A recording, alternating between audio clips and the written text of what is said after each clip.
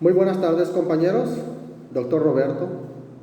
En este momento les voy a hablar de control estratégico y de cultura organizacional.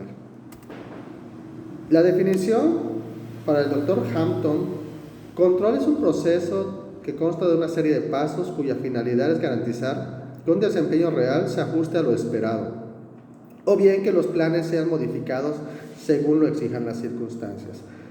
La función de control en la empresa puede entenderse como la evaluación, la fiscalización y la valoración de las actividades que se desarrollan en ella, así como procurar que la toma de decisiones adoptadas se cumplan y los objetivos propuestos se consigan.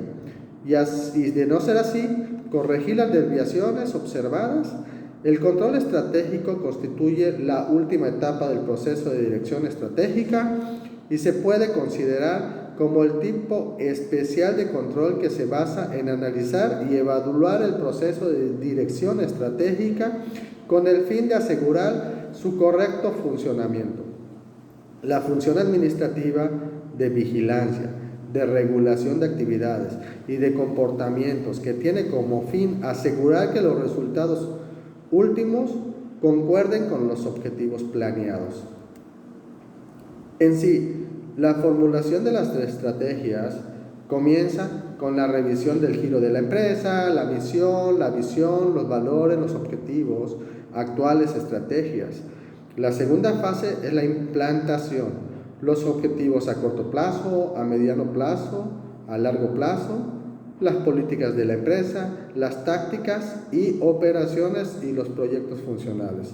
Y al final, la etapa de control, la más importante, evaluar los resultados, que es la última etapa y fase del control estratégico.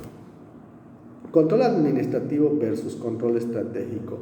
Podemos decir que el control estratégico es o habla más sobre la forma más rápida de evaluar y obviamente mejorar. Es mayor que las empresas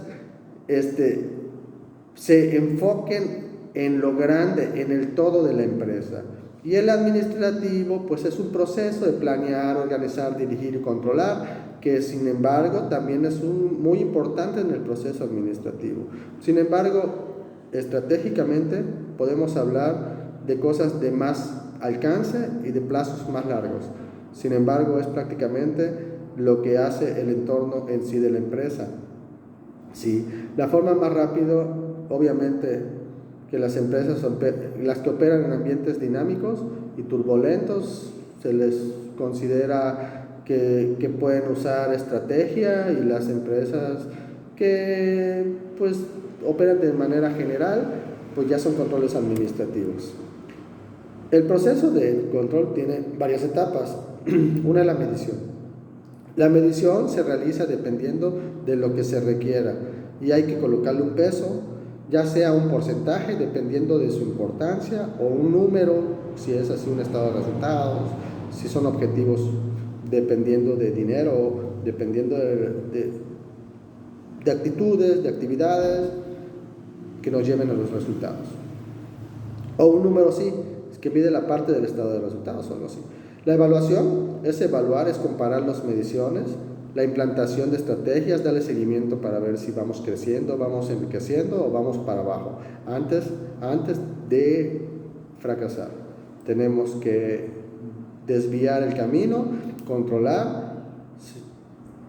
Y en el proceso del control administrativo, evaluar es una etapa del proceso de control que tiene como antecedente la medición de los resultados esperados, que se comparan en la medición de los resultados reales o obtenidos.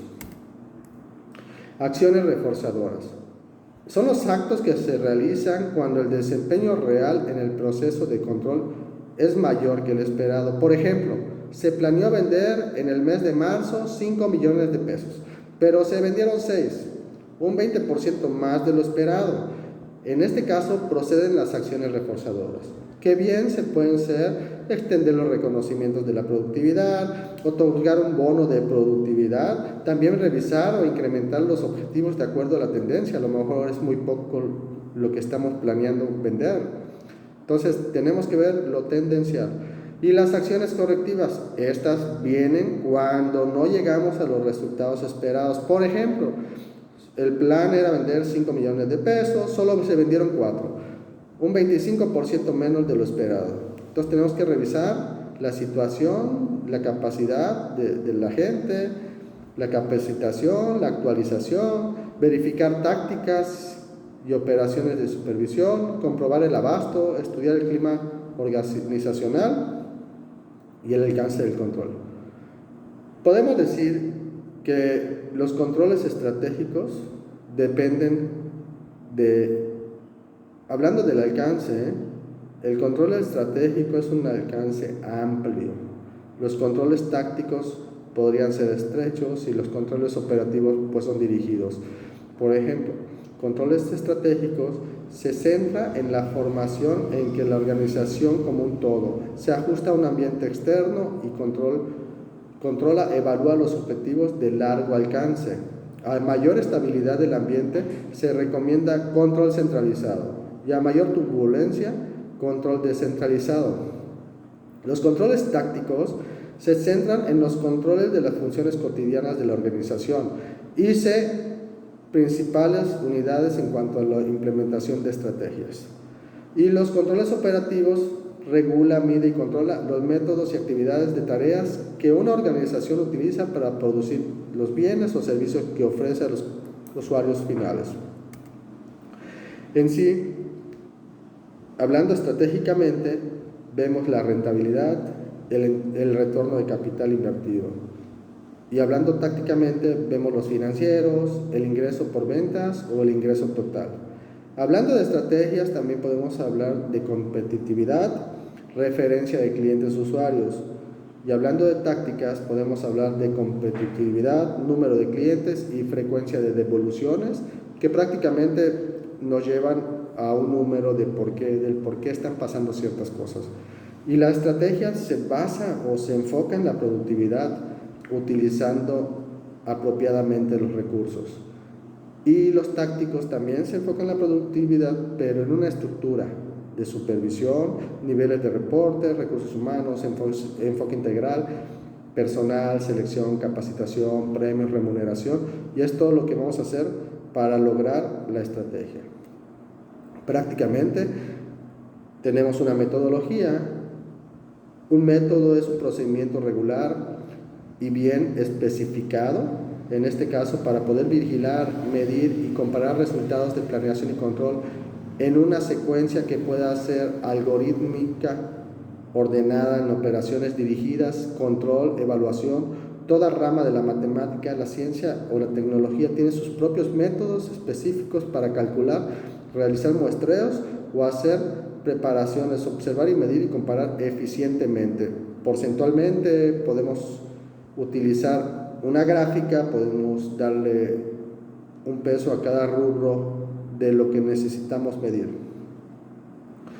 Y las técnicas. De hecho, allí, en el proceso del control, primero también analizamos el ambiente externo y seguimos los 6 pasos bien importantes del ambiente interno, que es establecer los objetivos y estándares, observar el comportamiento, medir el desempeño, comparar desempeño versus los objetivos, dar a conocer los resultados y emprender acciones correctivas. Y vuelve el círculo. Realmente el control y su importancia establece, coordina y da orden de los intereses.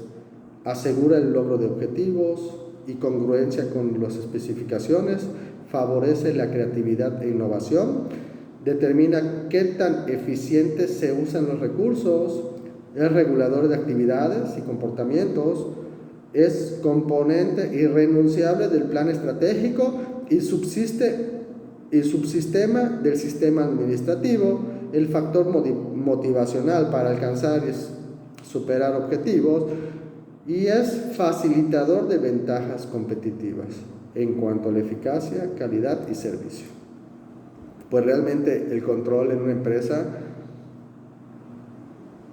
lo que yo aprendí del tema y lo que he analizado, que lo que no se mide, lo que no se verifica, a lo que no se le da seguimiento, realmente no llega a ningún resultado factible. Todo tiene que tener un peso, el control tiene que existir en una empresa para poder llegar a los objetivos. Y por último, hablando de cultura organizacional. Pues bien, en fines prácticos, la cultura de una empresa, si hablamos de cultura, es algo que tenemos arraigado, es algo que hacemos todos los días, cómo pensamos, cómo nos enfocamos.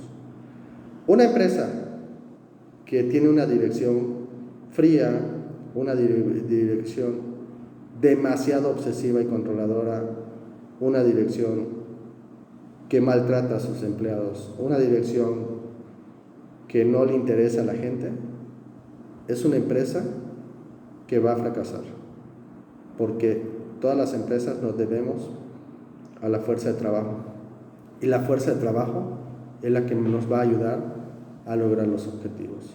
Eso nunca hay que olvidarlo. Y la cultura organizacional, si una empresa, los empleados están contentos, nuestros clientes internos se sienten a gusto, los escuchamos, les resolvemos sus problemas y sobre todo le damos seguimiento a sus pedidos, es un empleado feliz, es un empleado que se le reconoce, es un empleado que se le reta y es un empleado que nos va a dar más. Por en sí sola, la cultura organizacional es lo que debemos de cuidar. Tenemos que vayan dirigidas y específicamente a los valores de la empresa, y su seguimiento va a ser muy bueno. Este video no tiene edición, no lo edité, posiblemente haya muchos errores, les pido unas disculpas y también les doy muchas gracias por escucharme. En fines prácticos les mando un cordial saludo desde aquí de Yucatán, un abrazo y feliz Día del Amor. Gracias.